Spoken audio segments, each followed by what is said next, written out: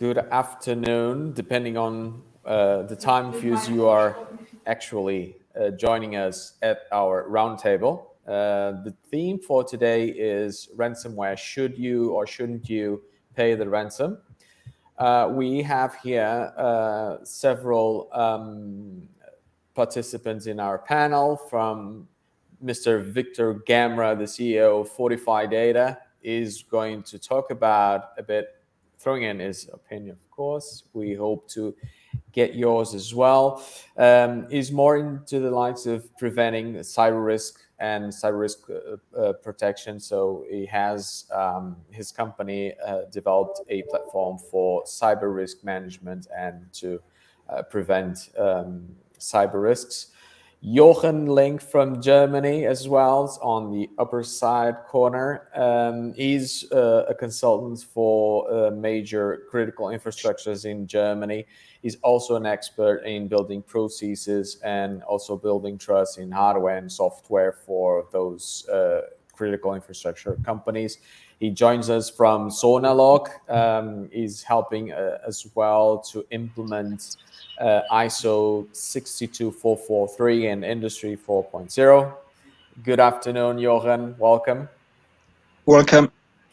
We have also here from Hardsecure, Mr. Pedro Lobo. He's the man with the hands on the ransomware. So he's trained to do the forensic analysis and decoding of ransomwares. So he's going to be talking a bit more in the perspective side of how the ransomware attacks occur and what are the typical behavior of that menace. And also, at last but not least, Mrs. Lennig Pedron from Trust Valley. Welcome from Switzerland. She's the cybersecurity speaker and also the president of the NGO ICANN, which is a non-profit organization that is aiming to build in trust in the cyberspace. Welcome all. Welcome, Mr. Victor, Pedro, Jochen, and Lennig. I'm going to throw in just a quick questions and then we go into the debate. Meanwhile, you can have, as you can see in your screen and in your platform, you'll be able to see some questions. Feel free to answer them, some polls, and then also some interesting giveaways that we are going to provide all of you during the session. Okay, so my first question will go for Mr. Pedro Lobo. So please, in a very succinct way, please explain us how a ransomware attack occurs, basically. What's the main behavior? So ransomware attack works by encrypting your files, all your files, and disrupting everything you have that leaves those files. A bit of history. The first ransomwares worked with symmetric encryption, where within the malware, you had to send the key to encrypt, and the same key was used to unencrypt the files. Then came an improvement on that, and nowadays, most of them use the public key encryption scheme, asymmetric key encryption. And the advantage of that is that you have the public key and you have the private key. The public key can encrypt the files, and only the private key can decrypt the files. So what they do nowadays is they keep the private key on their infrastructure. They never send it with the client. So the client never has the decryption key, and they only send the public key with the malware and use that key to encrypt all the files. This is the advantage, of course, of the private key, the secret to encrypt never leaving the infrastructure unless the client, it's not a client, it's a victim, pays up and they release the private key. Okay. What in your view, technical view, what is the main, I would say, mean or method the bad guys use to infect infrastructures with ransomware? Is it just email, or are there other forms that you have been seeing to attack the networks and to be able to have them breached? Any type of technique that allows you to execute code inside the organization or the computer that you're trying to infect. Be it as a phishing malware, where you send the malware as a file attachment, or maybe if they can breach a web application or a service that the client runs and exposes to the web. If they can find a vulnerability on that software, and they are allowed to execute code, then it's free for them to do whatever they want. They just upload their binaries with the malware and explode them and start encrypting everything. Okay, thank you, Pedro. The second question goes to Mr. Vitor Gamera. So he has a platform. So his company is the CEO of Fortify Data. He has a platform that allows you to have a score around your cybersecurity posture and trying to understand what are the major vulnerabilities in your network. Tell me, how can that kind of tools, such as yours, for example, prevent a ransomware attack? That's a good question. I think for any organization, as you know, as we all know, ransomware is probably one of the biggest risks to any given entity with online resources and critical infrastructure, sensitive data, and so forth. Performing a comprehensive risk analysis to identify how susceptible you are to a potential ransomware attack, I think is one of the most important things you should do as a security professional for any organization, especially on an executive level, on a senior level. The job of a CISO is to help the organization manage cybersecurity risks. So how do you do that without having the right resources and tools to identify what are more potential gaps, potential security flaws that make me susceptible to such ransomware, to such attacks like a ransomware attack. So at Fortify Data, what we do is we assess your entire organization across multiple layers, everything from reviewing your technical, infrastructure from a web application. Pedro talked about vulnerabilities within your web application. If you have a public-facing web app or network or resources, and I'm sure at some point during this webinar we'll talk about the various attack vectors. Although phishing is one, web application is one, but there are others like RDP credentials and surface credentials that have been compromised and published on the dark web. How do you really gain this comprehensive view of your attack surface, right? And that's what Fortify Data does. It shows you all the weak points, the potential ways that a hacker could gain access. Yes, we do provide a score for the non-cybersecurity folks to quickly understand, but really it's about the data and how do you determine where to prioritize your security efforts, your security budgets, in order to reduce the potential risk of being breached via ransomware or any other type of attack. Thank you. Very interesting. So I have now another question. This goes to to Lennig. I know she has two surprises for us. She mentioned I'm not going to ruin the surprise. So Lennig has for us two cases. And this goes into the main question around our roundtable is, should you or should you not pay the ransom?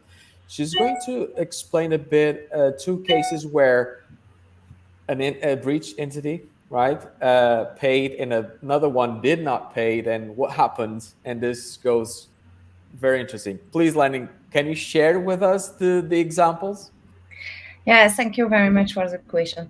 Yes, because I am also the executive director of PPP, a public-private partnership here in Switzerland, dedicated to digital trust and cybersecurity. The name is Trust Valley.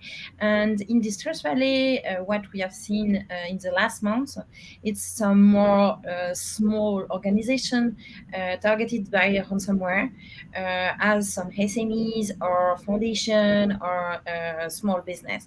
So I have effectively two cases. The first one is about, the name is comparis.ch. This is a public case because this is the first case, the first company in Switzerland who allowed the public, the complete audience to know what it was happened during the hacking. So what was the situation? It's that the company was prepared to have this kind of crisis. They received ransomware and they paid. Why? Because it was really a mess for them. It was really complicated. But internal about the psychological aspect, all the teams was really busy. It was really complicated to follow that in internal side.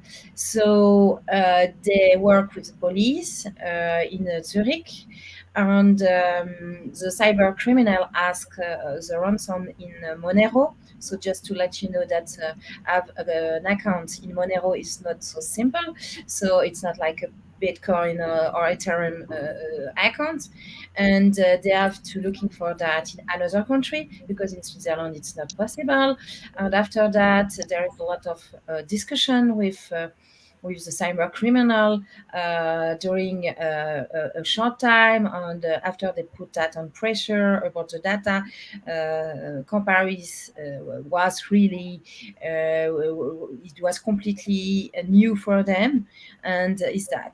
And after that, 3 weeks after, another organization in Switzerland, but not in the same part of Switzerland, was attacked by the same cyber criminal. But the police did not speak together, and the case was really follow differently with no contact. And what I have seen at this time, it's we really need to work in ecosystem. And I think the bad guys are very organized, and they share them, they utilize a lot their tools and all, and we don't do that. So it's for that I came here to speak about that. We really need to be very to have a better sharing about experience, about all about that. Thank you. Very interesting point there. I'm going to ask, and Mr. Jochen, I'm going to take your cases and ask Mr. Jochen, in the processes perspective, okay, the question nowadays is not if we will be hit by ransomware. We know that we will be. So what must we do? As far as processes are concerned, in terms of frameworks that you know, what could be your advice to how to proceed and how to build the processes in case of a ransomware attack? Can you deliver this? Yes, at the beginning of our discussion, we mentioned, or you mentioned, that the attacker can perhaps use a phishing email. And what does that mean? That is one of the first topics of organization, that is training of the members of the companies, the people working. And another topic is to reduce the risk. For example, to know, where are my critical assets? And so should know the critical assets, and also about what kind of attack we are talking. Is it perhaps an attack of the office IT, or perhaps was it an attack on the production? And so, for example, there was another example that was also a ransomware attack last year at Spain in July 2020. And that was a railway company, and that was an attack on critical infrastructure by exposing gigabytes of personal and business data. So that is IT, protection of data. And so that is one part of the assets. But we also have other parts, perhaps the production of a company. And first you have to know that, and later, perhaps, or later you should have business continuity, how to prevent that, and use that you saved your data regularly. And that has something to do first.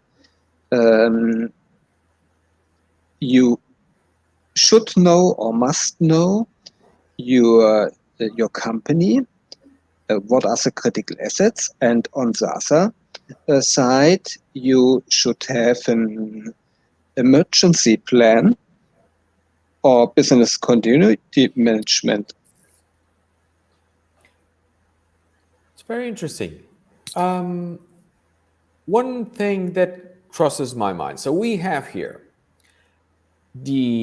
Lennig touched a very interesting topic, which is on the other side, we have a highly organized team of highly skilled cyber criminals that share information, that once they attack, and we have seen these in the statistics, there is almost 83% likelihood if you were attacked by a ransomware that you will be again within the next 6 months to 1 year. So when they attack, they know where to go. They plant in their trapdoors. They have a plan B. They attack as in, allow me the expression, as wolf packs, right? So this goes to say the following, and we have seen here that email phishing is one of the biggest means or methods that they use to trap. And with the COVID, even more. People were working remotely, so the traffic of emails increased considerably, the email marketing even more, and within those, all the threats of email phishing. Now, my question is the following. Prior to the attack, and once you are able to see the attack, and this goes to Mr. Pedro Lobo, what should be the first thing you should do in terms of forensic analysis or in terms of analysis of what happened? Can you give us some tips around what you should do in terms of not messing with the systems, even though you have a very coherent backup system and the business continuity plan? Let us think that we all live in a very beautiful world and all things are perfect. We know that it's not, but let us imagine so. So you were hit.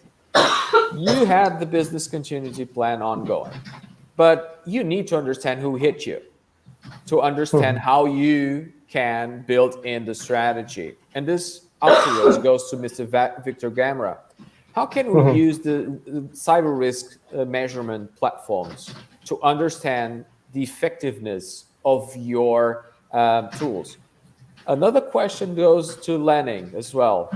How can we educate people? How can we involve cybersecurity into a lesser operational dimension towards a more strategic dimension in decision making? in companies. Johan, in terms of processes, you don't need to spend thousands of dollars to think about the problem and to build processes to quickly, let's say, sustain the damage. Isn't that so? So, people, guys, let us imagine that we are all in the same company, and exactly now we were hit by ransomware. My trick question, gentlemen, would you pay? Victor. Well, that is a very tricky question. Obviously, as security professionals, and you know, we should never support any threat actor, any criminal groups. You know, it's it's not only funding their operations, but it's also given. In many countries, it's considered illegal as well, right? I mean, here in the U.S., we have U.S. Department of Treasury's, I believe it's Office of Foreign Assets Control, OFAC. And although it's in some very unique situations, it's considered illegal to even pay a ransom, right? And I strongly believe in that because of, you know, all you're encouraging the hackers in sharing that information, you know, and also attacking other entities with similar methods, because they've obviously been able to acquire something from it. But there are some very unique cases where, you know, if life is at stake, you know, human life is at stake, and some very, I'll say, unique situations where you may very well have to pay the ransom, but that should never be or initiated by the given entity. I think it's more of a collaborative thing with your government or law enforcement within your own country, or you know, I know here in the U.S., well, there's, you know, the FBI works closely with different organizations of any size. There's a 1-800 line that you can contact if you're being hit or if you've been hit by a ransomware attack, and they will work with you. Mm-hmm. But to be quite frank, you know, just to quickly answer the question, the de facto answer is no, you should not pay a ransom. But there are all these nuances and different situations depending on the type of organization. Like I said, if life is at stake and you follow the proper procedures, working with law enforcement and so forth. But it's different in every country, right? Okay. So I'll encourage you to understand what your country's requirements are and procedures are on reporting ransomware attacks. But, you know, I think the mindset is also figuring out the best way to recover. So, and that is part of risk management, making sure that you have the right resources, you've assessed risk, the potential of being hit by a ransomware attack. What are you doing, or what procedures, processes, controls do you have in place to prevent and to respond to such attacks? I think, you know, we talked about having a disaster recovery plan or effective business continuity plan, things of that sort. But also prior to that, what are you doing? Do you have effective controls in place? We talked about email being one of the top vectors. Are you actually running email simulations or simulated phishing attacks, right, to gauge how susceptible all your employees are to a potential ransomware attack, right? And how are you providing security awareness training against the users that need that additional level of training? Good point. Good point. What are you doing from a continuous monitoring of your attack surface to identify web application security flaws and network security flaws, credential surfing, data that might be published on the dark web, compromised credentials, RDP credentials. That's, what are you doing to proactively monitor against all these ways that a hacker could potentially gain access and affect your organization with ransomware. And I think it's changing the mindsets that risk assessment should be done on a annual or a single basis. This is something that should be done on a continuous perspective. Well put. Yeah. Lennig, your opinion. Should you pay the ransomware? Yes or no? It's always a trick question, but we would love to hear your opinion. Lennig, we are not able to hear you. Sorry. Okay, sorry. Yes, what what I said, it was, I think there is really no good choice, because if you pay, you are on a list of a good client.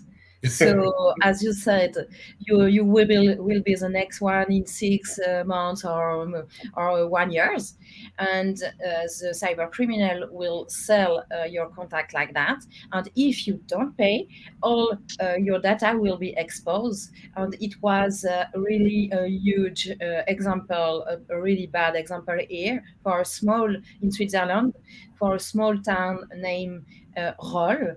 They made the choice to no pay, and all the data of the citizen are, because they still are on the dark web, but not very hard to find, not deeper dark web, really easy to find.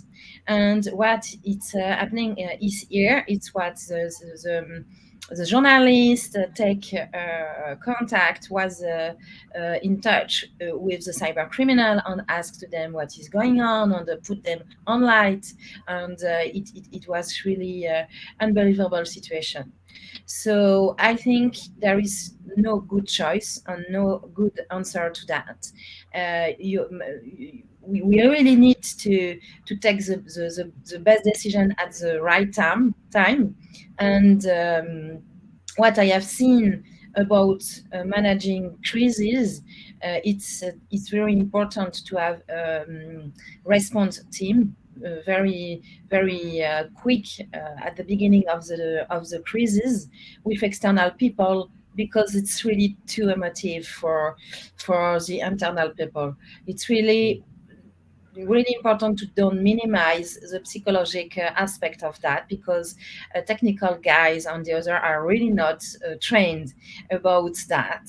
And what we have seen, for example, in another ransomware attack in a foundation here, it's after 6 months the team was exhausted, and after 1 year there is a lot of tension between the employee of the foundation.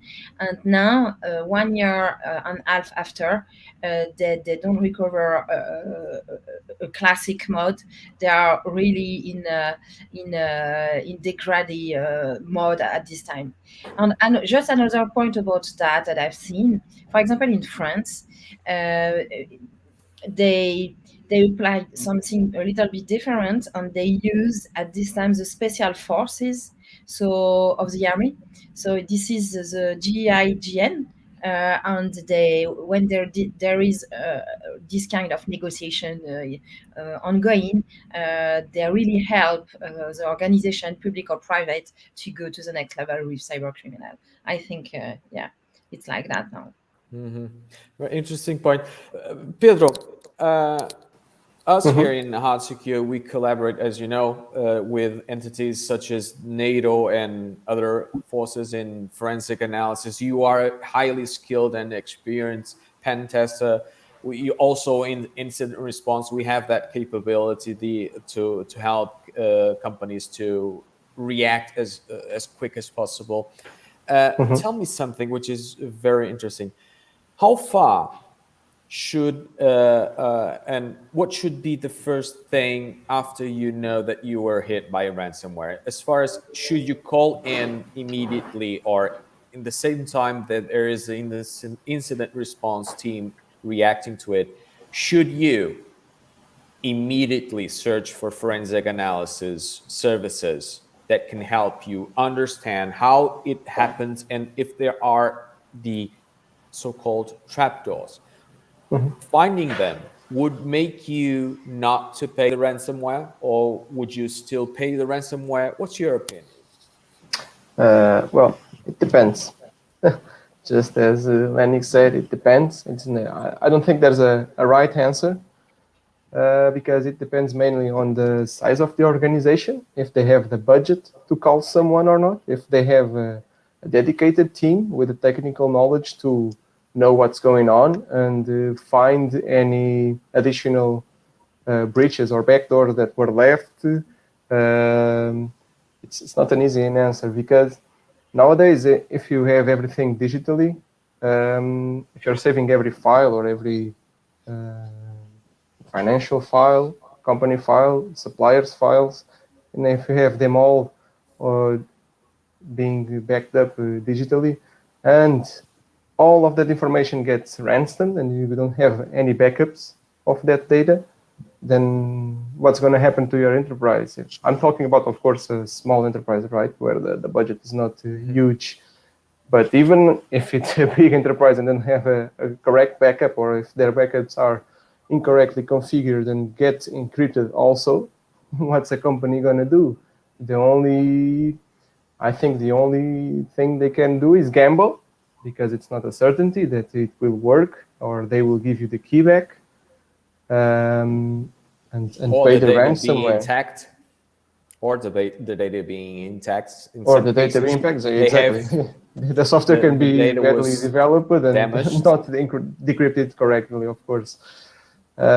It's a difficult situation for a company that sees its continuity halted, and what should they do? And mainly because in industries where continuity is key and speed is also key, how much are they asking for the ransomware versus how much time do you going to be with all the business functions stopped, and how much is that going to cost you? That can also be a factor. It really depends on the situation, on the persons, because the ransomware group also take that in consideration. If they're hitting a small company, maybe they'll ask for $500, $1,000 that the company can pay, versus hiring an external team that's going to cost them more than that to fix the issue. They'll see probably it as a cheaper option to just pay the ransomware and get everything back. But there's a problem, of course, this summer, because they're never sure if they're going to be this summer. Just let me throw in this data. Mm-hmm. This summer, CSA Financials in the U.S. paid the record ransom of $40 million. That's a lot of money. That's a lot of money. The estimation about the size of the ransomware industry goes beyond the billions figure. Okay, the billions. Exactly. Yes, some $billions is a turnaround of these ransomware attackers. Cool. So it is often more and more. We have tools that can prevent. We have people that are able to consult and help and build the trust in the cyberspace. People and companies such as Lennig's company. But the thing is, and Pedro touched a point here, which is, okay, but depending on the size of the company and so forth. Okay, so cybersecurity has three main pillars, right? Technology, processes, and people, right? So we often see cybersecurity as a non-strategical field in the companies. They are all aiming towards digitalization, IoTs, now the 5G, getting more in contact with their customers, building in the Android and iOS platforms that will get them in quicker to the customers. All the digitalization towards revenue. But where are the processes, Johan? Where are they? What we are seeing here is that you can see there's a lot of processes, but a few of them design in case of the ransomware. So do you think that companies still think that they will never be hit by ransomware? Would you think this is viable in a way? I think at the moment we have a lot of connections between devices, and it's very complicated for the companies to decide and to realize, oh, could it be dangerous for the company? And you also mentioned Industry 4.0, and the companies or a lot of people are thinking, oh, connecting everything with everything is great. And if you have connected your complete devices, office and also perhaps production, OT, operational technology, and you think, oh, we have connected everything and we have Industry 4.0 realized. But think about connecting everything with everything, every device from production to office IT. There's security missing, and so you can reduce the attack surface by implementing security and to think about security. And as you said, security is people, technology, and also coordinated processes that the people know what to do and to prevent or to have a proper risk assessment. And if you know what's happened, your perhaps business continuity planning, or what does it mean if a part of your company is no more functioning or cannot be in operation? How much does it cost? But that you must think about before you connect something. And that is also in Europe. That is a job of the CIO of the company. If the company is using IT or OT, there's a risk, but there are a lot of advantages. And that is the first step to think about. And there are a lot of guidelines on a very general level, ISO 27000, or for the production IT, OT, operational technology, is it 62443 you have to apply. But what is written in these standards is always on a very high level. That is a guideline. Mm-hmm. And there's a gap between technical practices, what you must or have to do, and general processes. And this gap has to be fulfilled. Thank you. And by the way, would you pay the ransomware, Johan? No, because on one hand, you support the ransomware attackers by much more than $1 billion, as you said. And on the other hand, perhaps at Germany or in Europe, you have some legal challenges. Perhaps it's not allowed in some countries. There was one of the attendees asking the question in Europe if there are. So I will going to read from Rashid. Are there any legal requirements prohibiting companies from paying in Europe yet? The answer, you've said it. In some countries, yes. It's like in Germany, for example, it is forbidden. Lennig, in Switzerland, is it also forbidden? It's not forbidden, but I think it's easy to say no pay, because really, when you are in this crisis, it's not so easy to say okay, I will not pay. So it's not forbidden. Some months ago, there was a message of German police and say that not to pay. also according what the other participants of the group mentioned. We have here from Kevin Walton on pool number 2, which is we were running a pool during this session, so I'm going to read very quickly. What do you think is the most effective control to prevent ransomware attacks? So he is asking, please can you put the question again? Sorry. So he's asking, is it assumed that it's offline backups? Actors will often target your backups, if possible, before making themselves known. Victor, can you answer? Yeah, so I think the structure of the question was with the assumption that it is offline backups, not just offline backups, but in different organizations are structured differently. Right? You have backups with in best practices. They should be segmented in different environments or offline. But yes, it's considering you do have effectively working backup solutions that in case of a ransomware attack, you could leverage. So that was the context of phrasing that question. Okay, thank you.